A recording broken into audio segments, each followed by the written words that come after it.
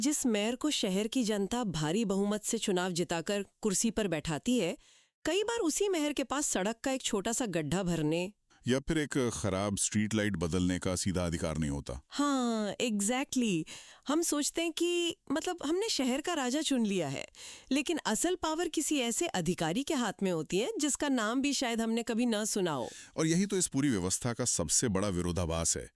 बाहर से देखने पर लगता है कि शहर का प्रशासन कोई एक व्यक्ति चला रहा है, राइट। लेकिन असल में पर्दे के पीछे शक्तियों की एक बहुत ही जटिल रस्साकशी चल रही होती है।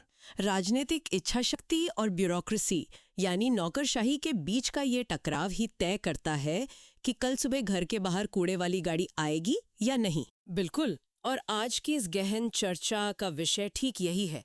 हमारे पास आज शहरी शासन और नगर पालिका प्रशासन, जिसे हम अर्बन गवर्नेंस कहते हैं, उसकी रूपरेखा से जुड़े कुछ बेहद दिलचस्प नोट्स हैं। हाँ, यूपीएससी नोट्स हैं ये दरअसल। वही यूपीएससी के नोट्स। लेकिन हमारा मकसद यहाँ किसी किताबी थ्योरी को दोहराना नहीं है। आज हम उस मशीनरी के पुर्जे खोलकर देखने वाले हैं जो हमारे रोजमर्रा के जीवन को चलाती है, मतलब पानी की सप्लाई से लेकर ट्रैफिक जैम तक। ये समझना बहुत जरूरी है कि जिस सिस्टम को हम रोज कोसते हैं वो असल में डिजाइन कैसे किया गया है। बिल्कुल, और देखिए इस डिजाइन को समझने के लिए सबसे पहले हमें शहर को उस नजरिए से देखना होगा जिस नजरिए से हमारा संविधान या प्रशासन उसे देखता है। अच्छा, मतलब एक प्रशासनिक नजरिए से। क्योंकि हर शहर के लिए एक ही नियम लागू नहीं होता। कागजों पर शहरों को उनकी आबादी और उनके आकार के हिसाब से बहुत ही स्पष्ट रूप से 3 हिस्सों में बांटा गया है। तो अगर हम इसको थोड़ा आसान भाषा में कैटेगराइज करें तो सबसे ऊपर कौन आता है? सबसे ऊपर है महानगर निगम, जिन्हें हम म्युनिसिपल कॉर्पोरेशन कहते हैं। ओके। ये वो विशाल महानगर हैं जिनकी आबादी लाखों में होती है, जैसे दिल्ली हो गया, मुंबई, बेंगलुरु या चेन्नई। यहाँ का ढांचा बहुत बड़ा और काफी कॉम्प्लेक्स होता है। राइट। और इसके बाद दूसरे नंबर पर आती है नगर पालिका या म्युनिसिपैलिटी। ये उन मध्यम आकार के शहरों या कस्बों के लिए है जिनकी आबादी लाखों में तो नहीं है, लेकिन वो पूरी तरह से एक शहरी स्वरूप ले चुके हैं। समझ गई। और तीसरा स्तर, क्योंकि मैंने इन दस्तावेजों में नगर पंचायत का भी जिक्र पढ़ा है, जो मुझे थोड़ा कंफ्यूजिंग लग रहा था। मतलब पंचायत तो आमतौर पर गांव में होती है ना? हाँ, और यही इसका सबसे दिलचस्प हिस्सा है। देखिए, नगर पंचायत उन इलाकों के लिए बनाई जाती है जो ट्रांजिशनल फेज में है। ट्रांजिशनल फेज मतलब बदलाव के दौर में। एग्जैक्टली मतलब वो इलाके जो कल तक एक ठेठ गांव थे, लेकिन आज वहां हाईवे बन गया है, या कुछ छोटी फैक्ट्रियां लग गई हैं, पक्के मकान बन गए हैं। ओह, मतलब वो अब पूरी तरह से गांव नहीं रहे। हाँ, वो अब गांव नहीं रहे, लेकिन पूरी तरह से शहर भी नहीं बने हैं। ये जो बीच की स्थिति है ना, ये प्रशासन के लिए सबसे बड़ी सिरदर्दी होती है। वहाँ खेती भी हो रही होती है और उसी के बगल में शायद एक कमर्शियल कॉम्प्लेक्स भी खड़ा हो रहा होता है। बिल्कुल वही बात है। ये तो ऐसा है जैसे कोई टीनेजर जो ना अब बच्चा रहा है और ना ही पूरी तरह बड़ा हुआ है, उसकी जरूरतें तो एकदम अलग ही होंगी। सही कहा। लेकिन चलिए इस प्रशासनिक ढांचे को थोड़ा और विजुअलाइज करते हैं। मैं सोच रही थी, मुझे ये पूरा सेटअप एक बहुत बड़ी कॉर्पोरेट कंपनी जैसा लगता है। कॉर्पोरेट कंपनी कैसे? सोचिए कि शहर एक मल्टीनेशनल कंपनी है। अब इस कंपनी का एक चेयरपर्सन है, हमारा मेयर। मेयर शहर का चेहरा है, उसे जनता यानी कंपनी के शेयर होल्डर्स ने वोट देकर चुना है। अच्छा, ये कंपैरिजन दिलचस्प है। लेकिन हर कंपनी में एक सीईओ भी तो होता है जो रोजमर्रा के काम देखता है। एकदम सही पॉइंट।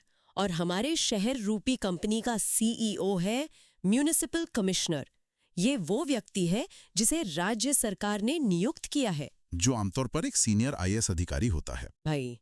और जो हमारे अलग अलग वार्डों के पार्षद हैं या काउंसिलर्स जिन्हें हम कहते हैं, वो इस कंपनी के बोर्ड ऑफ डायरेक्टर्स हैं। अब अगर मैं एक कंपनी चला रही हूँ तो मैं चाहूंगी कि चेयरपर्सन और सीईओ मिलकर काम करें। हाँ, पर यहाँ आपकी इस कॉर्पोरेट वाली उपमा में एक बहुत बड़ा पेंच है। कैसा पेच? देखिए, एक कॉर्पोरेट कंपनी में सीईओ और चेयरमैन दोनों का अंतिम लक्ष्य एक ही होता है, कंपनी का प्रॉफिट बढ़ाना। लेकिन हमारे शहरों के ढांचे में इन दोनों के लक्ष्य अक्सर आपस में टकराते हैं। वो कैसे? दोनों शहर का ही तो भला चाहते हैं ना। हाँ, कागजों पर हाँ, लेकिन जमीनी हकीकत देखिए। मेयर एक नेता है, उसे 5 साल बाद फिर से चुनाव लड़ना है। राइट, उसको जनता के पास वापस जाना है। बिल्कुल। तो उसका पूरा ध्यान इस बात पर होगा कि जनता को क्या खुश करेगा, शायद एक नया पार्क या मुफ्त पानी की घोषणा करना। लेकिन दूसरी तरफ जो म्यूनिसिपल कमिश्नर है वो एक प्रशासक है। उसे वोट तो मांगने नहीं है। एग्जैक्टली, उसे वोट नहीं मांगने, उसे राज्य सरकार को जवाब देना है और शहर का बजट देखना है। वो कहेगा कि हमारे पास नया पार बनाने के लिए पैसे नहीं हैं, हमें पहले पुरानी सीवर लाइन ठीक करनी होगी। ओह, मतलब एक तरफ राजनीतिक लोकप्रियता की चाहत है और दूसरी तरफ बजट और नियमों की सख्ती। बिल्कुल। और इस टकराव को आप एक कमी मत समझिए। यूपीएससी नोट्स में भी इस पर जोर दिया गया है कि ये इस ढांचे का सबसे जरूरी फीचर है। अच्छा, टकराव जरूरी है। हाँ, इसे ही हम सत्ता का विकेंद्रीकरण या डिसेंट्रलाइजेशन कहते हैं। अगर सारी शक्ति सिर्फ मेयर को दे दी जाए तो हो सकता है कि शहर का खजाना सिर्फ लोक लुभावन योजनाओं में खाली हो जाए, फ्रीबीज में चला जाए सब कुछ। हाँ, और अगर सारी शक्ति सिर्फ कमिश्नर को दे दी जाए तो प्रशासन पूरी तरह से असंवेदनशील हो जाएगा, क्योंकि उसे जनता के गुस्से का कोई डर नहीं होगा। एग्जैक्टली। इन दोनों के बीच का जो ये तनाव है ना, यही असल में शहर को एक बैलेंस में रखता है। वाह, ये नजरिया वाकई सोचने पर मजबूर करता है। सत्ता किसी एक व्यक्ति के हाथ में ना देकर एक चेक्स एंड बैलेंसेस का सिस्टम बनाया गया है। बिल्कुल। अब अगर इस ढांचे से थोड़ा आगे बढ़े तो एक बहुत ही बुनियादी सवाल पर आते हैं। ढांचा तो समझ आ गया, लेकिन इन निकायों के पास असल में काम क्या क्या है? अगर हम अर्बन लोकल बॉडीज के कामों की सूची देखें तो ये सीधे तौर पर इंसान के घर से बाहर कदम रखने के बाद शुरू हो जाती है। जैसे कि पानी वगैरह। हाँ, पानी की साफ सप्लाई, पूरे शहर का कचरा उठाना और उसका निस्तारण करना, नई सड़कें बनाना और पुरानी सड़कों के गड्ढे भरना, और रात में स्ट्रीट लाइट्स जलाना। वही। और सिर्फ यही नहीं, जन्म और मृत्यु के प्रमाण पत्र जारी करना, यहाँ तक कि संक्रामक बीमारियों की रोकथाम के लिए सार्वजनिक स्वास्थ्य सेवाएं चलाना भी इन्हीं की जिम्मेदारी है। बाप रे, ये तो बहुत लंबा चौड़ा पोर्टफोलियो है। लेकिन ये सब फ्री में तो होता नहीं है। इस पूरी भारी भरकम मशीनरी को चलाने के लिए जो करोड़ों अरबों रुपए चाहिए, वो आ कहाँ से रहे? पैसे का सवाल सबसे महत्वपूर्ण है, क्योंकि कोई भी मशीन बिना ईंधन के तो चलती नहीं। बिल्कुल नहीं। तो रेवेन्यू या आय के जो मुख्य साधन सोर्स मटेरियल में बताए गए हैं वो हैं प्रॉपर्टी टैक्स, जो शहर में घर या जमीन रखने वाला हर व्यक्ति देता है। इसके अलावा पानी का बिल, पार्किंग फीस और आजकल आप देखते होंगे सड़कों पर बड़े बड़े होर्डिंग्स, उन पर लगने वाला टैक्स। तो आमदनी के जरिए तो है इनके पास। हैं, लेकिन सच्चाई ये है कि ये पैसा कभी भी शहर का खर्च उठाने के लिए काफी नहीं होता। इसलिए ये निकाय हमेशा राज्य और केंद्र सरकार की तरफ से मिलने वाले अनुदान यानी ग्रांट्स पर निर्भर रहते हैं। और यहीं पर सबसे बड़ी समस्या नजर आती है मुझे तो। अगर एक शहर को अपने अस्तित्व के लिए राज्य सरकार के सामने बार बार कटोरे लेकर खड़ा होना पड़े तो वो स्वतंत्र कैसे हुआ? ये एक बहुत बड़ा विरोधाभास है। और इससे भी बड़ा सवाल जो किसी के भी मन में आएगा ना, अगर प्रॉपर्टी टैक्स जमा हो रहा है, पार्किंग के नाम पर हर जगह पैसे कट रहे हैं और ऊपर से सरकार भी ग्रांट दे रही है, तो फिर जरा सी बारिश में हमारा शहर वेनिस क्यों बन जाता है? हाँ, सड़कों पर पानी भर जाता है। वही ना, हर सड़क पर ट्रैफिक का इतना बुरा हाल क्यों है कि 10 किलोमीटर जाने में 1 घंटा लगता है? अगर सब ठीक है तो ये समस्याएं क्यों हैं? देखिए, ये सवाल सिर्फ आपका नहीं है, ये हर उस व्यक्ति का है जो टैक्स भरता है। और इसका जवाब सिर्फ भ्रष्टाचार या सिस्टम खराब है कहकर नहीं दिया जा सकता। तो असली वजह क्या है नोट्स के हिसाब से? सोर्स में दी गई सबसे बड़ी चुनौती है ओवर पॉपुलेशन और हमारे शहरों के फैलने की रफ्तार। इसे थोड़ा ऐसे समझिए। क्या ये वही घिसा पिटा उदाहरण है कि ट्रेन में क्षमता से ज्यादा लोग बैठ गए हैं? नहीं नहीं, ये उससे भी ज्यादा गंभीर है। अच्छा? ट्रेन में तो लोग सफर करके उतर जाते हैं ना, शहर में लोग बस जाते हैं। कल्पना कीजिए 1985 में शहर के एक पॉश इलाके की, वहां मान लीजिए 50 बंगले बनाए गए थे। ठीक है, नगर निगम ने उन 50 बंगलों के हिसाब से पानी की पाइपलाइन बिछाई और एक सुअर लाइन डाल दी। आज 2026 में उन 50 बंगलों को तोड़कर वहां 50 मल्टी स्टोरी अपार्टमेंट बन गए। ओह, तो जहां पे पहले 50 परिवार रहते थे वहां अब 500 परिवार रह रहे हैं। एग्जैक्टली। और अब वो 500 परिवार सुबह उठकर उसी 1985 की सीवर लाइन और पानी की पाइपलाइन का इस्तेमाल कर रहे हैं। जमीन के ऊपर तो हमने कांच की शानदार इमारतें तान दी, लेकिन जमीन के नीचे का वो बुनियादी ढांचा अभी भी 40 साल पुराना है। बाप रे, ये तो किसी ने सोचा ही नहीं। जब वो चरमराता है तो सड़कें धंसती हैं और बारिश का पानी सड़कों पर भरता है। ये वाकई एक बहुत ही डरावनी तस्वीर है। मतलब शहर बस फैल रहे हैं लेकिन विकसित नहीं हो रहे। और इसी को टेक्निकल भाषा में अर्बन स्प्रॉल कहते हैं। और यही कारण है कि सोर्स में स्मार्ट प्लानिंग पर इतना जोर दिया गया है। स्मार्ट प्लानिंग का मतलब क्या? सिर्फ सड़कों पर सीसीटीवी लगाना? नहीं, स्मार्ट प्लानिंग का मतलब सिर्फ सीसीटीवी लगाना नहीं है। इसका मतलब है प्रोएक्टिव गवर्नेंस। प्रोएक्टिव कैसे? मतलब आज ये अंदाजा लगाना कि अगले 20 सालों में शहर का कौन सा हिस्सा सबसे ज्यादा आबाद होगा और वहां लोग बसने शुरू करें, उससे पहले ही वहां 4 लेन की सड़क और चौड़ी सीवर लाइन बिछा देना। लेकिन हमारे यहाँ तो लोग पहले बस जाते हैं, गलियां बन जाती हैं। बिल्कुल, हमारे यहाँ प्लानिंग अक्सर रिएक्टिव होती है। पहले समस्या खड़ी होती है, लोग परेशान होते हैं, फिर हम उसका समाधान ढूंढने निकलते हैं। तो एक तरफ हमारे पास पुराना बुनियादी ढांचा है और दूसरी तरफ एक ऐसा प्रशासनिक सेटअप जो हमेशा पैसों की कमी से जूझ रहा है। इन सब के बीच एक बात मुझे लगातार परेशान कर रही है। क्या? अगर इन नगर पालिकाओं और नगर निगमों की हालत इतनी ही पतली है तो फिर इनकी असल अहमियत ही क्या है? मतलब शक्ति कहाँ से आई इनके पास? क्या ये सिर्फ राज्य सरकार के इशारों पर नाचने वाली कठपुतलियां हैं?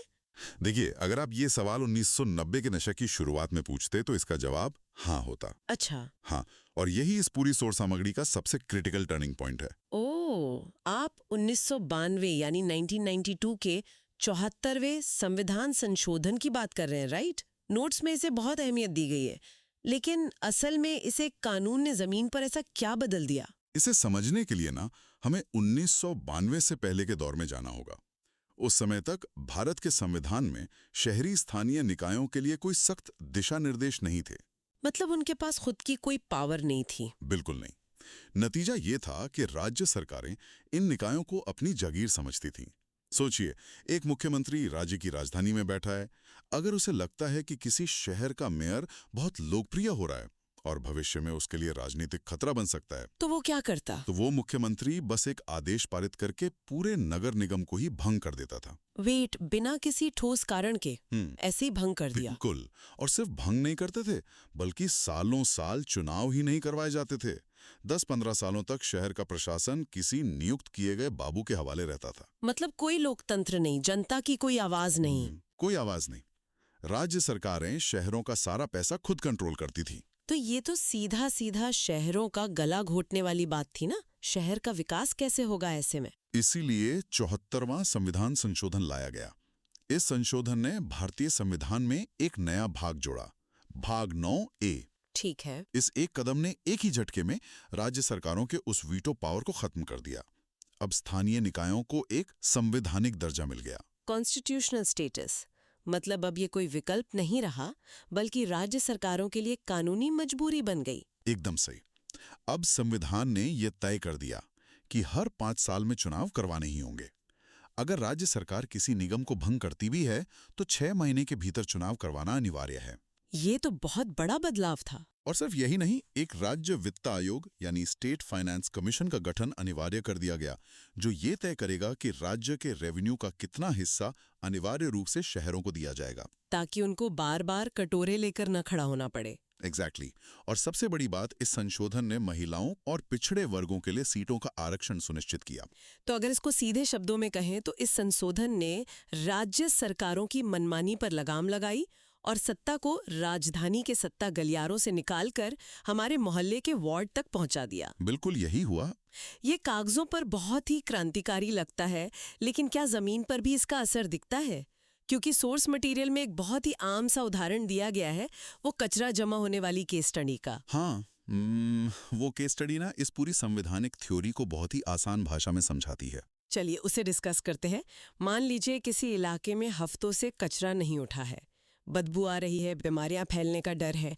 अब कोई भी आम इंसान सीधे प्रधानमंत्री या मुख्यमंत्री को तो फोन नहीं करेगा इसके लिए। नहीं, वो अपने इलाके के पार्षद यानी काउंसलर को पकड़ेगा। बिल्कुल। और यहीं पर वो माइक्रो डेमोक्रेसी या सूक्ष्म लोकतंत्र काम करता है। वो पार्षद जो उसी इलाके से चुनाव जीत कर आया है, उसे पता है कि अगर उसने तुरंत नगर निगम की गाड़ियां बुलवाकर वो कचरा साफ नहीं करवाया तो अगले चुनाव में लोग उसे उसी गली से खदेड़ देंगे। हाँ, एक विधायक या सांसद पार्षद का चुनाव क्षेत्र बहुत बड़ा होता है। उन पर एक छोटी सी गली की समस्या का इतना दबाव शायद ना हो, लेकिन एक पार्षद का तो पूरा राजनीतिक करियर ही उन चंद गलियों पर टिका होता है। बिल्कुल। और यही वो बिंदु है जहां जवाबदेही या अकाउंटेबिलिटी सबसे तेज काम करती है। ये प्रशासन की सबसे निचली लेकिन सबसे असरदार कड़ी है। लेकिन देखिए, इस केस स्टडी का एक दूसरा पहलू भी है जिस पर अक्सर लोग बात नहीं करते। दूसरा पहलू वो क्या? नागरिकों की खुद की जिम्मेदारी। ये एक दो तरफा रास्ता है। Two way street. बिल्कुल। अगर हम मान लें कि एक बहुत ही कुशल मेयर है, एक सख्त कमिश्नर है और काम करने के लिए बहुत सारा पैसा भी है, ठीक है, लेकिन अगर लोग अपना कचरा अलग अलग करके नहीं दे रहे हैं, सड़क पर अतिक्रमण कर रहे हैं या अपना प्रॉपर्टी टैक्स चुरा रहे हैं, तो कोई भी संवैधानिक संशोधन शहर को बचा नहीं सकता। ये तो है। इस संशोधन ने नागरिकों को अधिकार तो दे दिए, लेकिन क्या नागरिक एक पार्टनर की तरह व्यवहार कर रहे हैं? ये एक बहुत ही चुभने वाला सवाल है। हम अक्सर अपने अधिकारों को लेकर बहुत मुखर होते हैं, लेकिन जब बात नियमों के पालन की आती है तो हम चलता है वाले एटीट्यूड में आ जाते हैं कि चलो कोई बात नहीं, कचरा यहीं डाल दो। वही तो। एक शहर तभी चल सकता है जब उसके नागरिक सिर्फ शिकायतकर्ता ना होकर उस शहर रूपी कंपनी के जिम्मेदार स्टेक होल्डर्स बने। बिल्कुल सही कहा आपने। बिना सक्रिय नागरिक भागीदारी के सबसे बेहतरीन नीतियां भी सिर्फ कागज का टुकड़ा बनकर रह जाती हैं।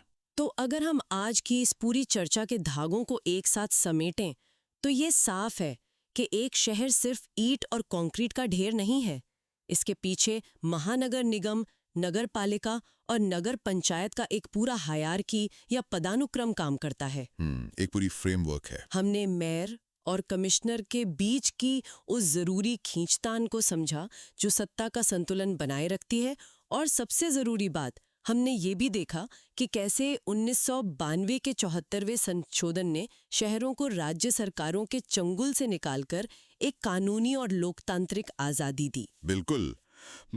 लेकिन जाते जाते मेरे मन में एक विचार आ रहा है जो थोड़ा इन नोट्स के दायरे से बाहर है, पर इस विषय से बहुत गहराई से जुड़ा है। अच्छा, बताइए वो विचार क्या है? देखिए, हमने देखा कि ये पूरा ढांचा, ये 74वां संशोधन 1992 में तैयार किया गया था। राइट। उस वक्त भारत की शहरी आबादी आज के मुकाबले बहुत कम थी। आज हम 2026 में खड़े हैं। छोटे छोटे कस्बे रातों रात महानगरों में बदल रहे हैं। क्लाइमेट चेंज की वजह से शहरों में अचानक बाढ़ आ जाती है, हीट वेव्स आ रही हैं। हाँ, समस्याएं अब एडवांस हो चुकी हैं। वही तो सवाल ये है कि क्या 30 साल पहले बना ये ढांचा आज के इस हाइपर अर्बनाइजेशन को संभालने के लिए काफी है?